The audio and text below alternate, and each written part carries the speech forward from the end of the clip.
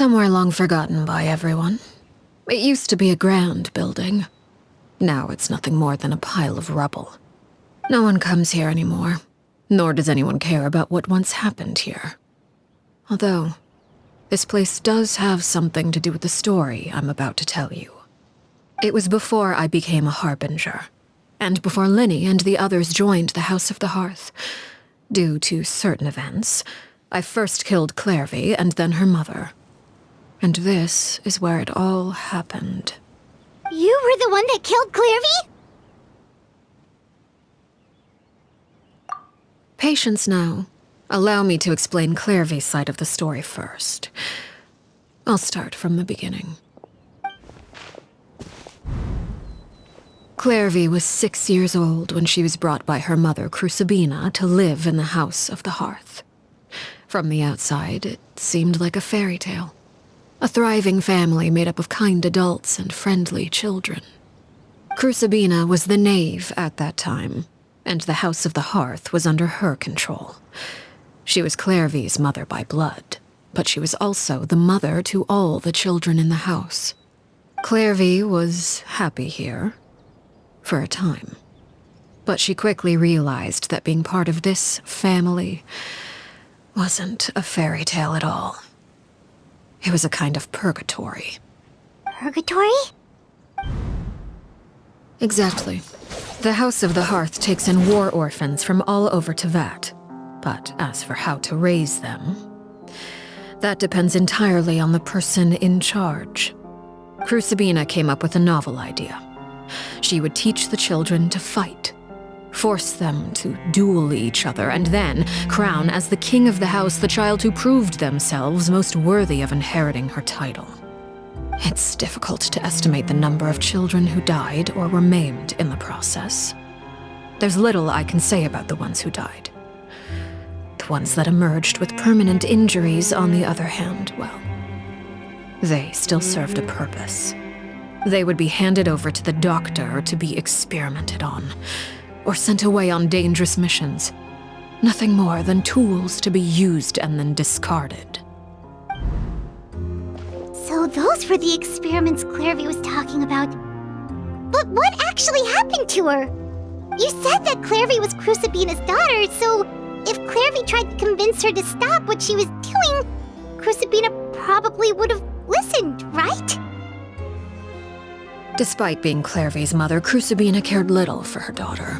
She forced Klærvi to join the House of the Hearth only as a means to demonstrate her own impartiality as a mother, to prove that she treated all her children equally. Klærvi did try to convince her mother to change her ways, but it was to no avail. After her efforts failed, the only other option was to rise up and try to fight back. Unfortunately, the other children had already been thoroughly indoctrinated into the illusion of happiness Crucibina had created. Of course, there was one exception. Someone Klærvi's age who knew the truth about the House of the Hearth. Her name was Perruere. Wait, the friend that Klærvi mentioned?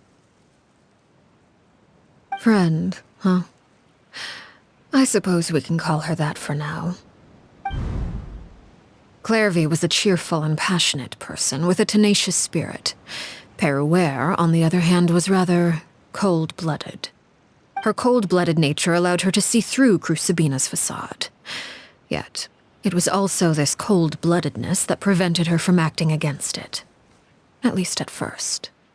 While Klærvi longed for freedom, Perruere was convinced that, amid all the fighting and violence, she would make it until the end. Despite their differences, the two became fast friends, united by their knowledge of the truth. Klærvi told Perruere that she hoped to create a real family, where no one would be killed or sacrificed. There may have been a certain naivete to her ideas, but Klærvi proved her determination many times over. She tried countless times to run away, ask for help, or expose the truth. But her efforts only earned her beating after beating. The only thing that kept her going was her strength of will. Even with her body racked with pain, she would still stand on her tiptoes and open the window at night. She and Peruere would look out at the moon together, a fierce longing for freedom shining in her eyes. But one day that light simply vanished. Oh no. What happened? Her hopelessness resulted from a culmination of things. 10 years had passed. 10 years worth of failure after failure. She and Peruere weren't children anymore, but finding any chance to escape still seemed as hopeless as ever. It was during this time that Peruere suggested a new plan. If escaping was out of the question, why not take down the very person sitting on top of this throne of lies? Mother herself. Klærvi rejected that proposal. She claimed that, as a famous harbinger, Crucibina possessed an unimaginable amount of power. Trying to kill her would have an incredibly low chance of success. Klærvi never gave another reason, but Peruere could see it written all over her face. Klærvi still thought of Crucibina as her mother. Killing her own flesh and blood was a line she couldn't bring herself to cross. If she couldn't escape and fight back, then only one option remained. Precisely. Death was the only way that she felt she could be free. It happened during a duel. When she arrived at the dueling ring that day, her partner turned out to be none other than Peruere, the very person that had stood by her side all those years. It was a fierce battle. But ultimately, Klærvi decided to let Peruere end her life. From that moment on, Peruere's journey was one written in flames. When the rain finally came and washed it all away, there she stood, the sole victor in Mother's endless game of slaughter, a trail of corpses strewn across her path to success. It was the very result she had predicted 10 years prior. Even then, she believed she would make it until the end. She wasn't surprised by the fact that she emerged as Mother's undisputed heir. Rather, her success left her with an inexplicable sense of restlessness. She was unsettled, and there was only one thing that could quell that sensation. Perhaps you two would like to take a guess as to what it was? Crucibina, you mean? But... Correct. This is the place where Peruere killed her best friend. A mere year later, this is also the place where she fought tooth and nail to kill the mother they shared. The moment she acted, any conception of what was right or wrong ceased to matter. It's one of the principles of the house. Only those who survive get to write the rules. Peruere won the battle, and became a harbinger herself, after which Her Majesty, the Tsaritsa, bestowed upon her a new name. Arlecchino. So the Perry Klærvy was talking about... It was you all along. You're Peruere. Arlecchino is just a name you got later. I left that name behind long ago. I must say, hearing it now does bring back memories. After I defeated Crucibina, the moniker of Mother died with her. I chose to forego the title she called herself, and even chose to give up my own name. I rebuilt the House of the Hearth under a new identity, not only as Arlecchino, but as father. And that is where the story ends. Any more questions? Yeah. Based on what you just told us, Klærvy wasn't a little kid when she was killed. So the Klærvy we met... Was she really a spirit at all? I suppose you could call her an illusion born of flame. Her existence is like ashes to a fire. Something left over in the wake of blaze and ruin. You see, a certain power runs through my veins. It's not unlike a curse. My flames leave behind shadows of anything they consume. Of course, the chances of those shadows morphing into a sentient entity are exceedingly slim. Klærvi is a very special case. Klærvi died when she was 16 years old, but what emerged from the flames was her 6-year-old self. Her appearance wasn't the only thing affected. Most of her memories were lost to the blaze as well. Memory is a mysterious thing indeed. Losing a portion of your memories will alter your sense of self. Lose 10 years' worth, however, and it would be like living in the past. Like returning to a version of yourself that never grew up. No wonder Paimon got such a weird feeling when we were talking to her. Perhaps I should put it this way. Klærvi is someone trapped in time.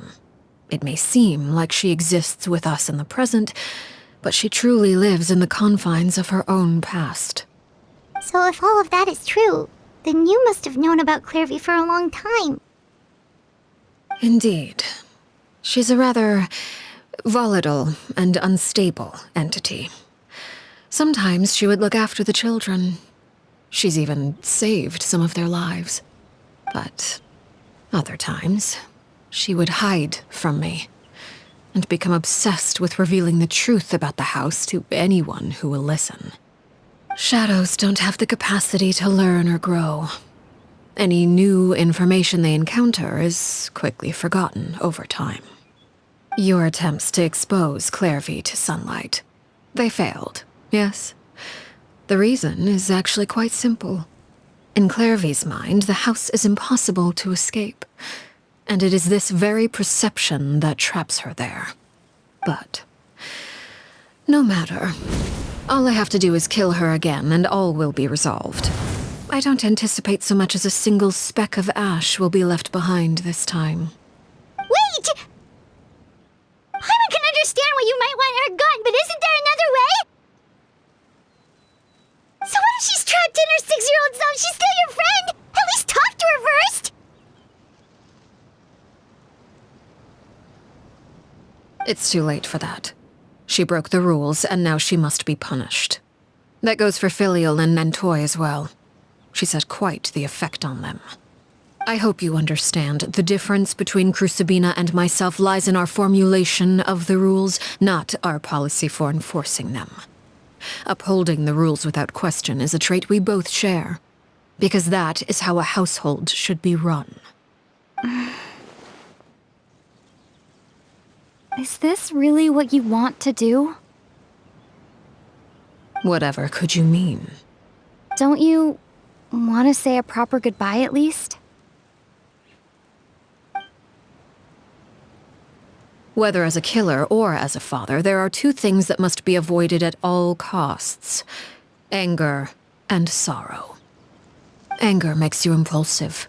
Sorrow causes you to waver. Well, it appears it's about time to proceed. Before we arrived, I told some of my well-behaved children to bring our troublemakers here by nightfall.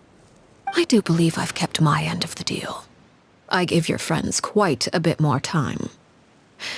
As for what happens now, we'll just have to wait and see.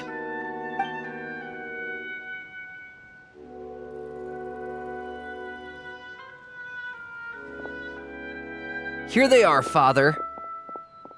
Ah, you gonna execute him? Seeing something like that would actually be a first for me. Lenny!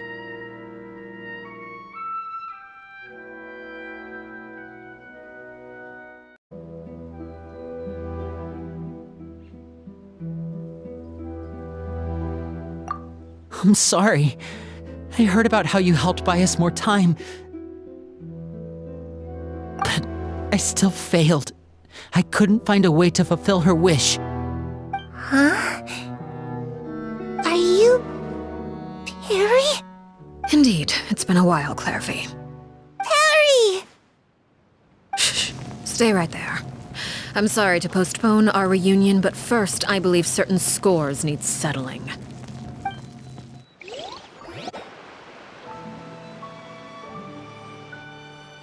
Father, let me explain. Out of my way. Father! You chose to conceal a threat to the house, and for that, you must be punished. Overall, however, I suppose your wrongdoing is hardly the most egregious of the bunch, so I'll deal with your punishments later. As for right now, the more pressing concerns are the traitors among us. By traitors? Do you mean us?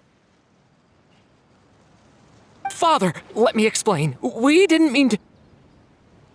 Fultz, why don't you share what you heard? Yes, Father. Secret Midnight Meeting number 3. Participants, Filial, Nantoi, Sato, Toddy. Nantoi clearly said, if only Father wasn't the one who took us in. Sato added, I'm sick of this life. I just want to live as a normal person. Filial was the worst of them all. She called us crazies and said a bunch of mean things about Father. I did not! You're lying! Fultz is trying to frame us. It's not like I'm the only one who heard those things. After that, you and Toddy and a bunch of other people started talking about Klérvy. You were using all those things Klérvy brought up as an excuse to question Father. We're birds locked in a cage. The only way out is to destroy it. That's what you said, wasn't it? You little... You just want me gone, don't you? What did I ever do to you, huh? And you, Sheplo, have you forgotten who stood by your sickbed, watched over you, and changed your dressings? Come on, let's hear it then. What's your reason for all this?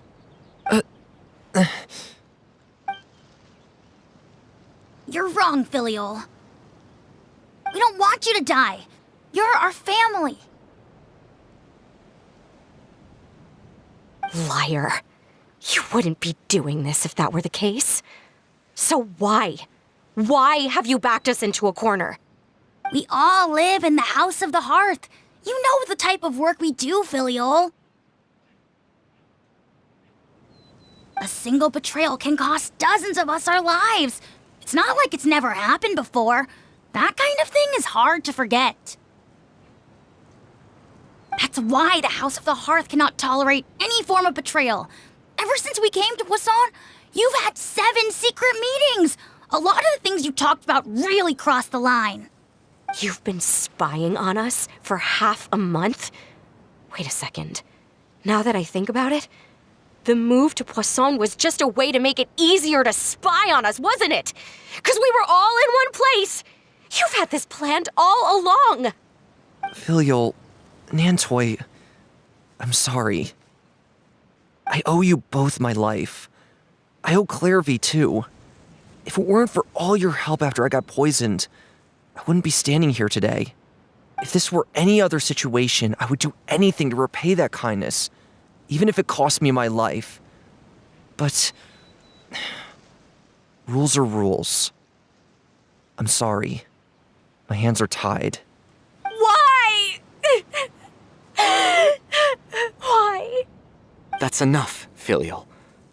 We made a mistake, and we should own up to it. We broke the rules, plain and simple. And now we have to face the consequences. I'm sorry, Sheplo. Fultz. I'm sorry, Father. We accept our punishment. Chaplot, according to the rules of the House of the Hearth, how should these traitors be punished? All those who betray the house pay with their lives. And so it shall be.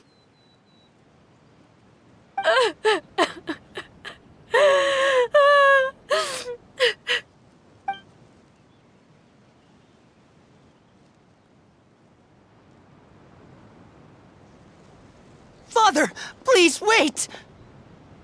Something you want to say, Linny? Please reconsider, Father. What Filial and the others did, does it really count as betrayal? We all come from broken families. From the very first day we joined the House of the Hearth, we wanted nothing more than to make it a real home. But the truth is, none of us know what a real home should look like. I'm not saying I have all the answers. All I know is this. Killing Filial and the others may uphold the rules, but doing so will only bring us further away from being a real family than we've ever been. So please, Father, please reconsider. I agree with Linny. Father, please. Linny, you...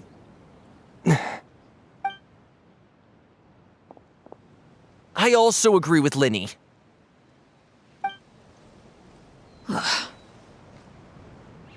An order once given cannot be rescinded. However, given the extent of your determination, I suppose we shall have to go about this a different way. Draw your weapons and face me. Our weapons? Father, are you referring to a duel? Precisely. The rules of the house will not be altered. Traitors must be punished. However, resolving disputes with a duel is also one of our rules, one that also applies to me. Demonstrate a sufficient showing of strength, and I shall offer a concession. Wait.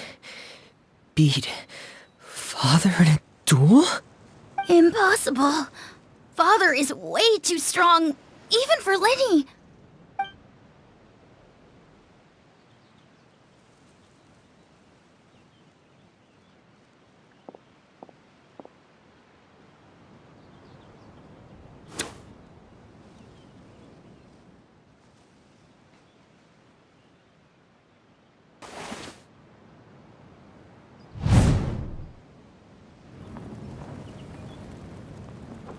Did you hear that, Traveler? Lenny and the others have to duel the knave. What should we do? Can they really win something like that? If they lose, those people from the house are really gonna be executed. Hey, are you listening?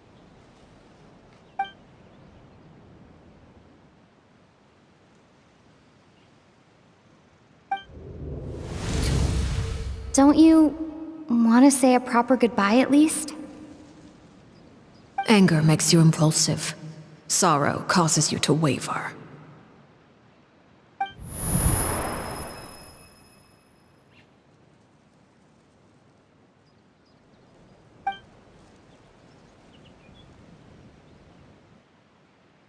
Oh. Looking at that expression on her face, she seems really serious about this. Guess that means there's no chance she's throwing the duel on purpose, huh?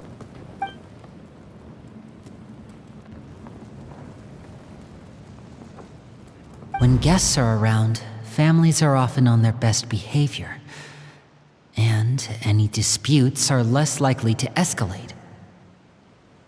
When the time comes, make the choice that you deem most appropriate in the situation, and lend your help to the House of the Hearth. What's wrong, Traveler? Hey, where are you going? Traveler?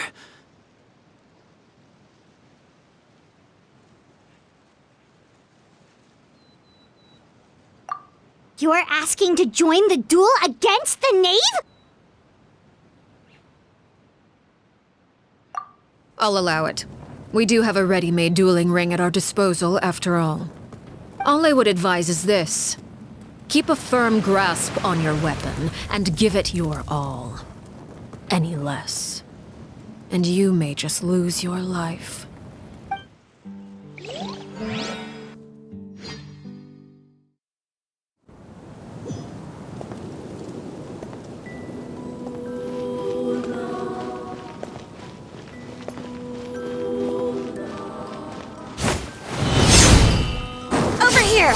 Everybody stand! My guiding stars! Don't be scared. Be amazed! Watch out for Father's movements! With these rising flames! The finesse. Now that's more like it. Not now. Let's light it up! Yeah! Go in! Oh, mine's hang in there. What pitiful attacks. I thought I taught you better. Spare your energy. Running is of little use. The countdown has begun. Have a taste of purgatory. Get in here! Who's next? The night is cold. Off we go! Don't be scared. With these Not yet. rising flames, and voila! Ship on up! Is it my turn now? Let's get this show on the road! Trapped like a bunch of helpless animals. Power move. Over here!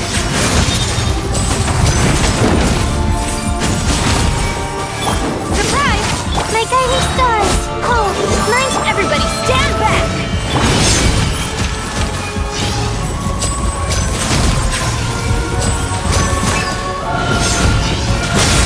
Try to pace yourself!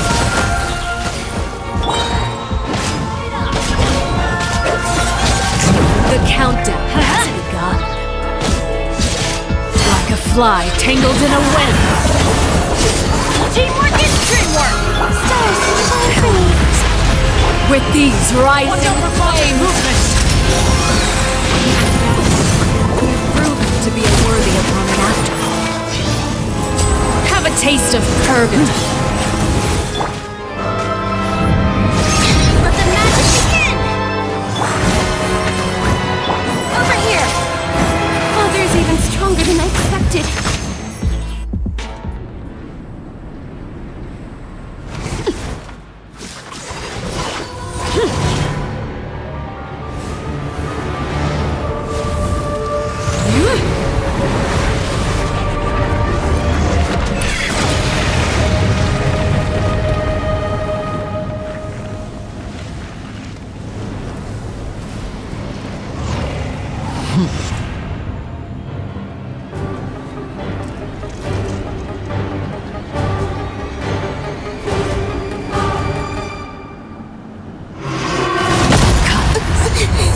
Who's next? Don't be scared. The night is cold. Everybody stand back! Ship on up! Now this is you! Around the clock! Now our chance! Over here!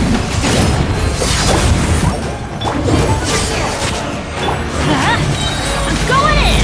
Stars. Shine for me. Well! Ship on up! Your punishment made manifest. Watch out for Father's movements! Look out! Don't be scared. Teamwork is dreamwork!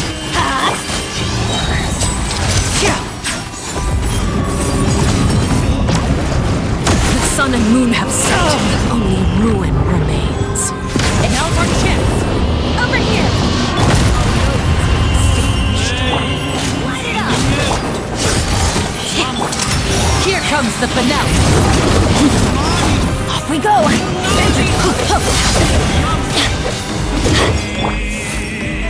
Surprise!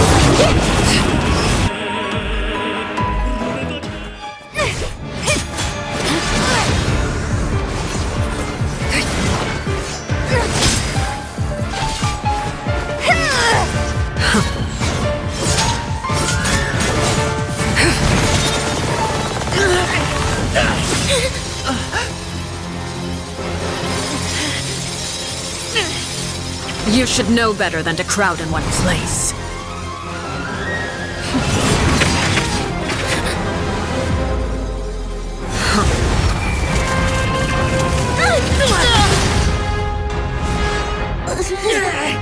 Oh, I know.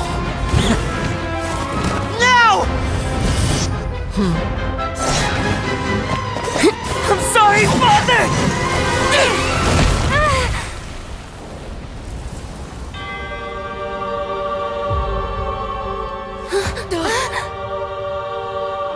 Sorry for what? This pitiful excuse for an attack.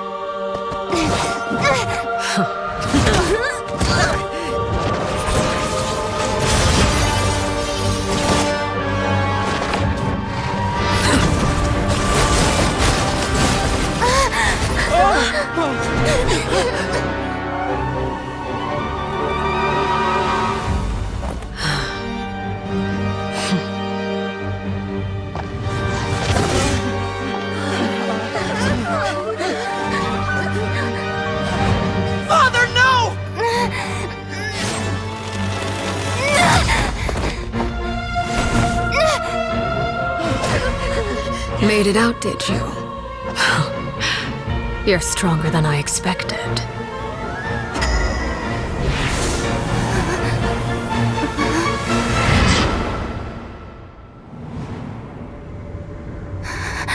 A crimson moon. I can't move.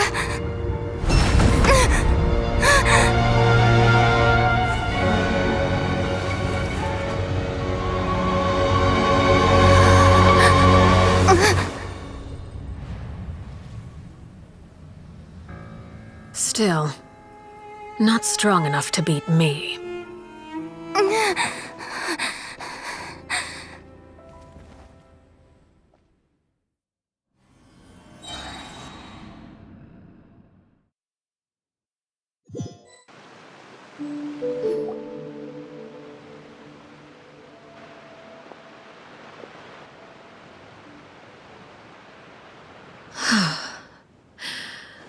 I believe we can end things here. It's not often that we get to enjoy the company of guests, after all. We wouldn't want things to get too out of hand. Brother, are you all right? Lenny! Given that I am the victor of this duel, as agreed, the punishment stands. No! I never thought things would end like this. However, everyone involved in the duel demonstrated a remarkable level of strength and determination. In light of this, I'm prepared to change the method of execution. Elwar, the bottled flames I gave you for safekeeping. Do you still have them? Yes? I wasn't sure what they were for, but I've kept them super safe. I didn't lose a single one. Wonderful. Then, in just a moment, I'll have you administer them. Bottled flames? Indeed. They're the product of a secret experiment. Under certain special circumstances, flames can be extracted from my person and preserved. Once ingested, searing pain will spread across every inch of your body. No harm will come to you physically, but your memories will be burned away. If you can withstand the pain. When you awake, you'll have forgotten everything you know about the House of the Hearth, and will be expelled from the organization. In other words, administering this concoction will kill the version of you that grew up in the house, and give you a new identity.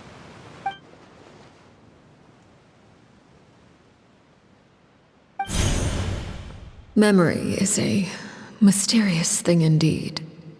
Losing a portion of your memories will alter your sense of self.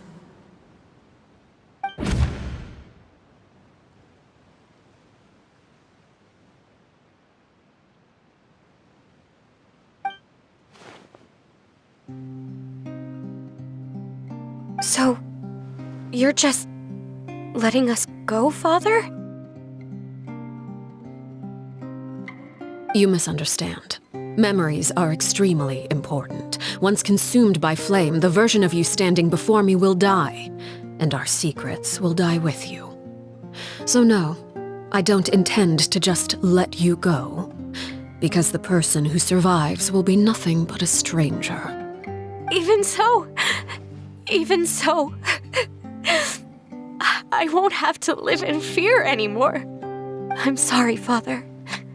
I'm sorry I let you down, but I really... Don't cry, Filial. You haven't left the house yet, so there are still rules to be followed, yes? Remember what I taught you. Anger makes you impulsive, sorrow causes you to waver. Don't let yourself be controlled by your emotions. Of course. I'll remember. Dry your tears, and go pursue the life you really want. Yes, Father. Chaplot, Foltz, Elwar, take them back to Poisson. And bring Linny and the others as well. I prepared 3 extra vials of bottled flames. As for whether to take them, the choice is yours. Goodbye, children. The next time we meet, I will no longer be your father. Thank you for all you've done for the house. I hope you have bright futures ahead of you.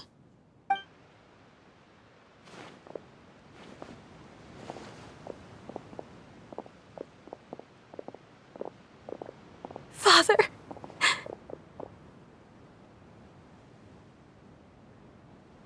Let's go.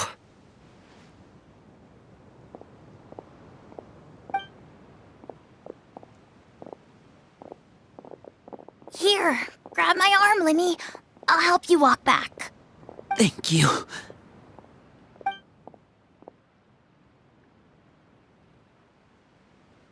Klærvi.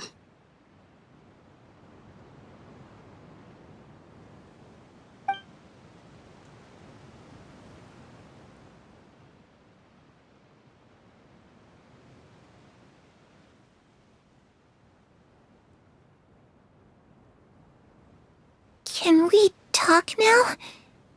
I've been waiting for a super long time. You really are Perry, aren't you? I haven't seen you in so long. How come you're all grown up? Wait, did I somehow travel to the future on accident? Or am I dreaming? What a long dream. Neither. You died, Klærvi. That's what happened. You could have at least sugarcoated it a little. Look, she's so speechless.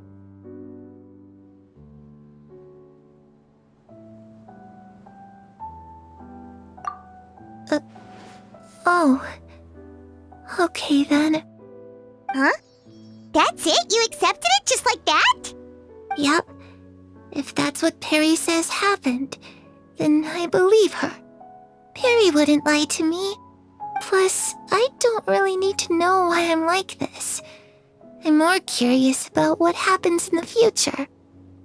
If you're a harbinger now, Perry, that means Mother is gone, isn't she? Can you tell me about it? I want to know what happened to her. And to me. You never stopped trying to defy fate. At first, no one believed you. You could only vent your frustrations to the moon. In fact, you often sought comfort in the night sky. You wanted to see the aurora, so one night we promised each other we would go to Snezhnaya to see it together. Later on, you tried to run away, but you were brought back each time. Mother spared your life, but it wasn't out of kindness. Instead, she decided to make an example of you by slowly torturing you over time. That way, the other children would know what happens to traitors. Still, you never gave up. Mother hoped that through ruthless duel after ruthless duel, she would be able to crown an ultimate victor among the children she raised. But you called on everyone to unite, to fight to a draw in order to reduce casualties. Your efforts may have only delayed the inevitable, but still. You gave them hope. You tried everything you could think of, but every attempt ended in failure. Still, you never turned your sword on Crucibina, and you never turned it on me. On that gloomy day, you told me, "For the last 16 years of my life, I've done everything I can to fight for freedom. But now, I realize that the only freedom I truly possess is the freedom to choose to die." I never imagined I would say something like that. I must have been feeling really worn down. But somehow, I still think I understand. According to Mother's plan, only one of us was going to make it until the end. And I always hoped that person would be you. If I could do it all over again, I still don't think I would make a different choice. Even when I first met you, I knew you'd be able to do what I couldn't. Is that so? Even now, I'm not sure I truly understand what kind of freedom you were trying to pursue. But as the head of the House of the Hearth and as the children's father, I've tried to give them the most basic of freedoms. The freedom to choose their own fate. It's something I discussed with the Iudex of Fontaine. The children who want to leave the house will have their memories wiped clean of all secrets pertaining to the organization. In return, they will be allowed to live a normal life in Fontaine without being prosecuted for their past. Of course, I won't simply hand freedom to them on a silver platter. They have to fight for it and prove themselves worthy of it. Only freedom that is earned has true value. That's more than enough. That's exactly the kind of life I was fighting for. You know, Perry, I think you're a pretty amazing king, and a really great father, too. I'm really happy that you're the one who took over the house. I guess I do have one regret, though. I still haven't seen the outside world. Well, it just so happens that our dear guests over here have been to many nations and traveled to countless places. Perhaps they would be willing to tell you what the outside world is like. Really? Of course! We've traveled all over the place. We've got so many stories, we could probably talk your ears off for 3 days straight!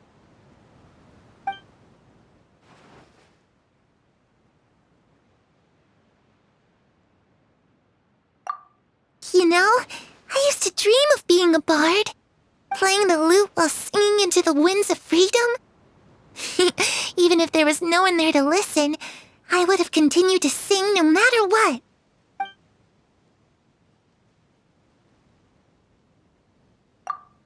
Ah, that's where Mora comes from. I never knew that before. If I had some Mora, I would buy 3 new dresses. One for me, one for Perry, and one for Mother. It's just too bad Perry doesn't like wearing dresses. And Mother, well, she probably wouldn't accept something like that either. I guess I'd just have to keep them all for me then. I could wear a different one every day.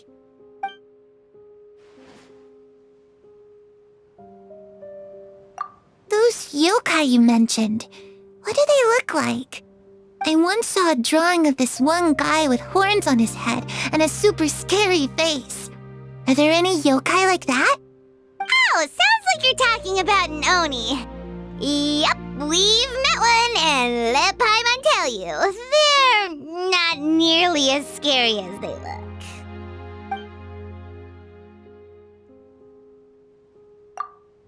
I was always too afraid to skip Mother's fighting lessons. But at the academia, I bet you could do all sorts of secret things in class. Things that have nothing to do with studying. I'm just kidding. Being able to study whatever you want without having to fear for your life actually sounds pretty great.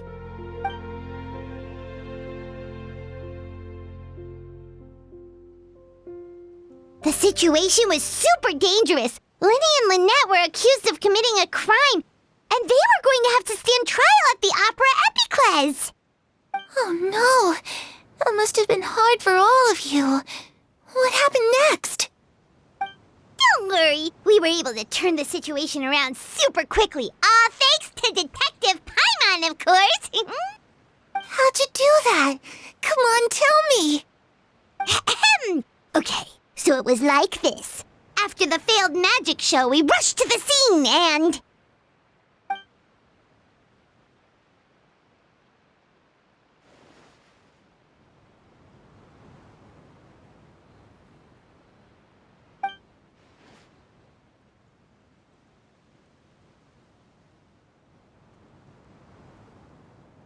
Shadows don't have the capacity to learn or grow.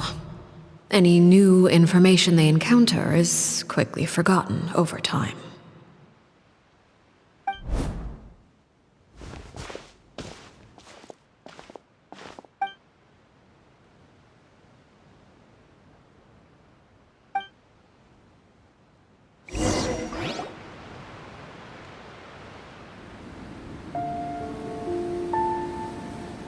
Klærvi, you've worked tirelessly from the shadows to overthrow the House of the Hearth. Now, by my authority as the Knave, I shall announce how this matter ends. You are hereby expelled from the House of the Hearth. You are no longer tied to this place. nor are you bound by its rules. You're saying that I can finally leave? I get to experience the outside world as well? Oh, I almost forgot.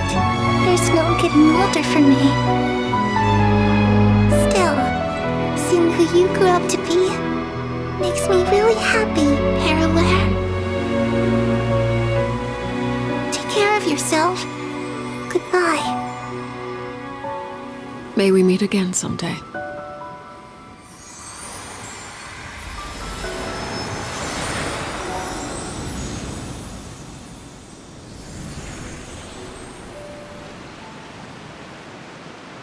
Klärvi.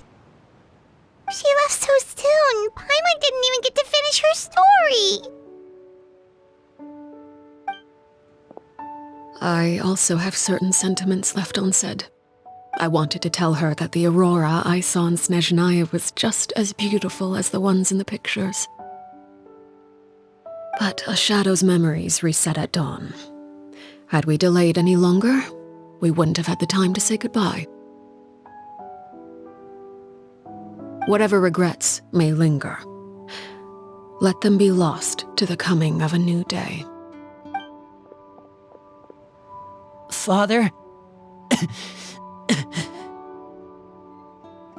It's Linny! Hey, Linny!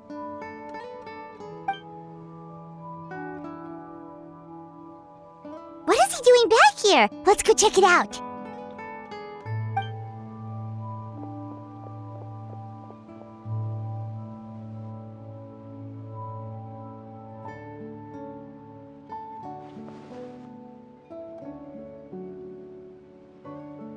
Father, the bottled flames have been administered. Filial and the others have left the house. And you? What have you decided? Thank you for giving us that choice, Father. But we never wanted to leave the house. It's the only home we've ever known. Lynette and Fremine feel the same way. They're recuperating back at the Hotel Bouffe d'été. But I decided to come back and tell you where we stood. I'm sure you're well aware of the expectations I have for you. I want you to follow in my footsteps and become the next king of the house. Yet you seem to have different ideas. I must admit, I'm rather surprised by your decision to stay. There's nothing wrong with choosing to live a quiet life. Leading this organization is a heavy responsibility, one not so easily carried by someone forced onto the throne. I just never understood what you saw in me. What made you believe I was deserving of that throne? You're brave, talented, and, most importantly, you cherish your family. You would do anything to protect them, even if it costs you your life.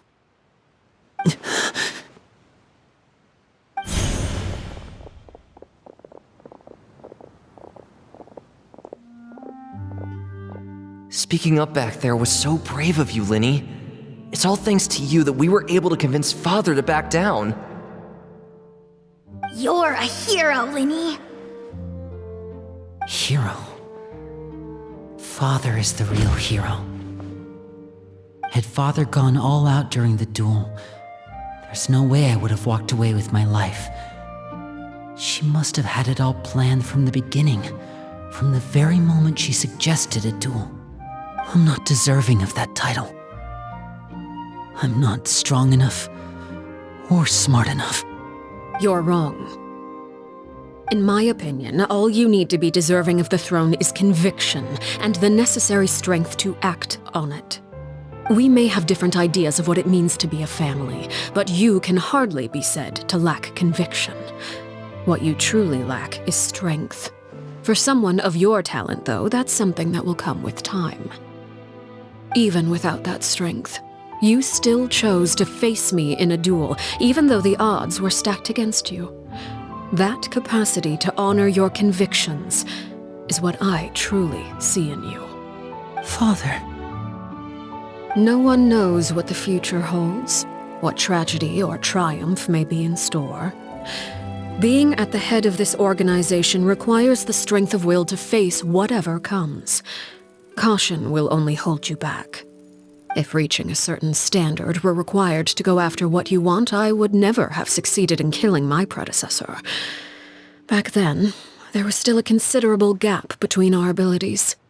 Strength may decide the ultimate victor, but those who let a lack of strength dictate their decisions or undermine their convictions will never be worthy of the throne. I understand, Father. Thank you. Children must grow up to surpass their parents. Only then can a family continue to flourish. The road ahead is not an easy one, so I'll ask you one last time. Are you certain you want to stay? You've done so much for me, Father, and that kindness must be repaid. Plus, with Project Stuja at hand, there are many dangers ahead, and I, for one, don't intend to back down. Protecting my family at all costs. That's my conviction. Then you're welcome to stay. As for Project Stuja, you need not be too concerned. If those cowardly businessmen and heartless dignitaries try to take us down, I'm prepared to teach them a lesson. Having members who longed for the light was our organization's last weakness. With those members no longer among our ranks, the House of the Hearth is like a spider hiding in the shadows. We need only wait for our prey to come to us. At present, our imperative is to use their plan to our advantage. In doing so, a crimson moon shall rise amid the frigid blizzards of winter. No demonstration of loyalty shall go unrewarded, and no sacrifice shall be in vain. As for the two of you, whether we meet again as friend or foe, I'll remember the camaraderie we shared in this moment. No matter how arduous the journey ahead, I hope we both reach our desired destination.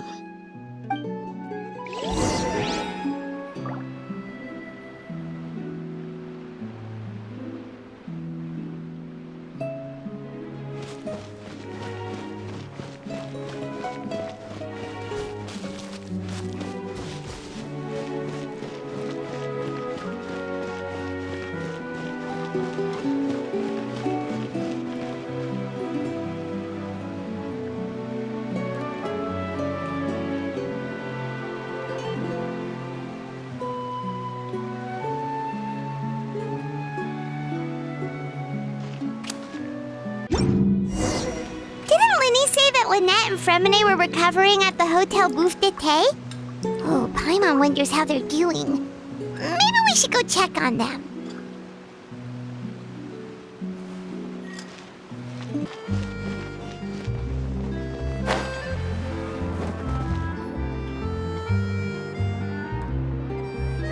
Lynette? Fremine? How are you feeling? Much better. Whew, what a relief!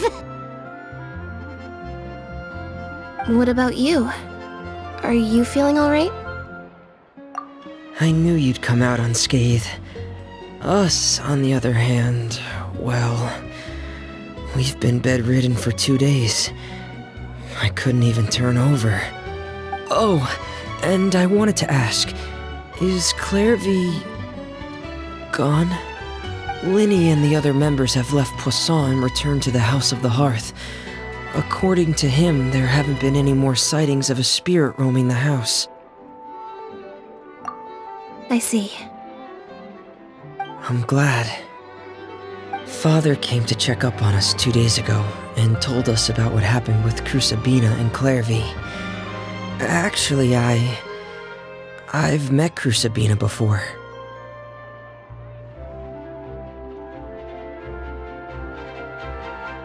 Wait, what? You've met the former knave? Crusabina died a year after Klérvy. It was during the year between their deaths that I joined the House of the Hearth. Sabina had an extremely cruel and radical way of doing things. While she was alive, the atmosphere in the house was suffocating. When I joined, though, the experiment she valued so much had already come to an end, and all the people involved, dead and injured alike, were gone. Sabina never talked about the past with us newcomers. A couple of months after I joined, Father killed Sabina and burned all her files. With that, the names of all the people subjected to her experiments, Klérvy included, were lost to the flames, along with the painful memories they represented. Father took in Lenny and me a couple months after that, but she never mentioned anything about Sabina or Klérvy. It really seems like something she was planning to keep to herself.